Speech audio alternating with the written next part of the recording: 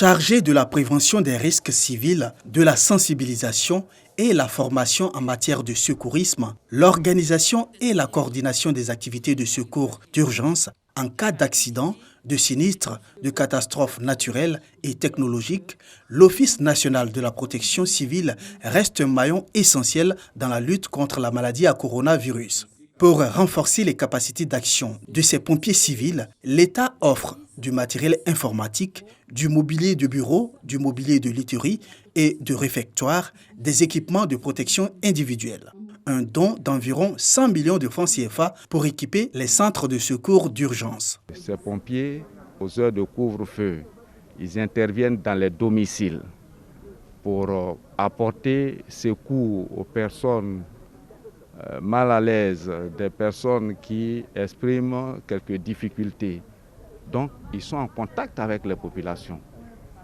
Cela veut dire que, en faisant ce geste, le ministre a bien voulu leur donner des éléments de protection dans le cadre de cette lutte menée par le gouvernement. Le ministre de la Sécurité et de la Protection civile, qui a remis officiellement ces dons, a dénoncé le comportement de certaines personnes qui s'en prennent aux pompiers et à leurs équipements. Vagondo Dimandé annonce des mesures. Je lance un appel à toute la population pour que les pompiers civils et les pompiers en général soient soutenus dans leur action. Nous allons faire en sorte que les populations soient formées aux gestes de premier secours. Le premier témoin du sinistre doit être un acteur essentiel et jouer le rôle qui est le sien. L'Office national de la protection civile compte 1760 pompiers civils repartis dans tous les centres de secours d'urgence des 30 régions du pays.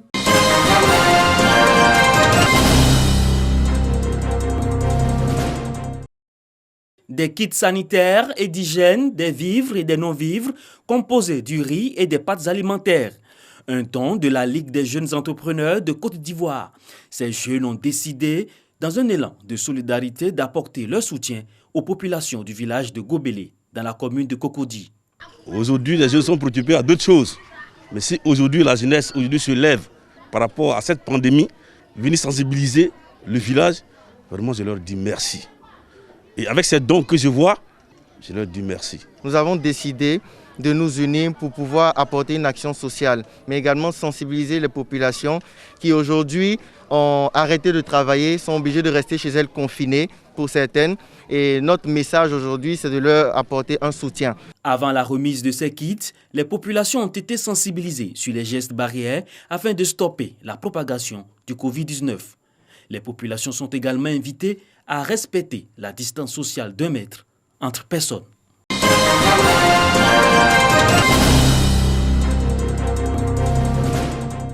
2500 cache-nez, des gants de protection, 500 seaux, 500 gels de désinfection et 500 paquets alimentaires. C'est l'ensemble des kits sanitaires et alimentaires distribués directement dans chaque famille à travers des actions de porte-à-porte menées par l'ONG Nglobakan.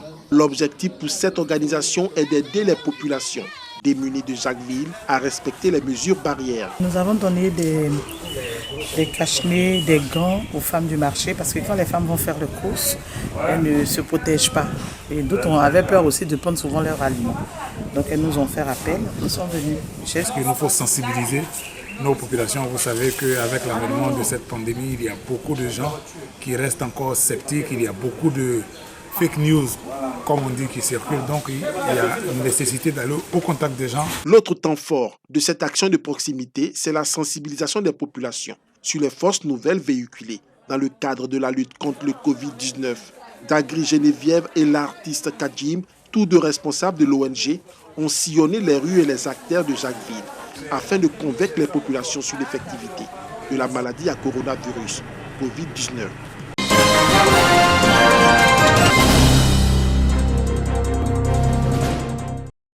Ce sont là quelques impacts laissés sur les portes des bureaux qui abritent le Centre de recherche agronomique CNRA, situé sur l'axe Abidjan-Dabou.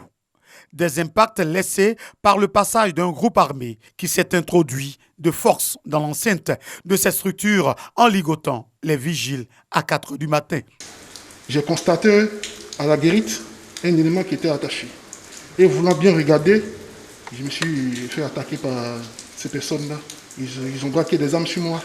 2 personnes avaient des calaches et 2 autres avaient les pistolets automatiques qu'on appelle PIA. Les bureaux du directeur général, du comptable et d'autres bureaux de l'administration ont été visités par ces délinquants. Notre coffre est parti, heureusement pour nous. Il n'y avait pas une grosse somme là-dedans. Nous sommes un centre avec beaucoup de laboratoires et certains de matériel. Nous souhaitons donc pouvoir bénéficier d'une protection en plus de ce que nous avons. La police et la gendarmerie se sont rendus sur les lieux pour faire le constat. Le CNRA a également fait appel à son avocat, Maître Kosugro Seri, à se saisir de cette affaire. Celui-ci est venu aussi faire son constat.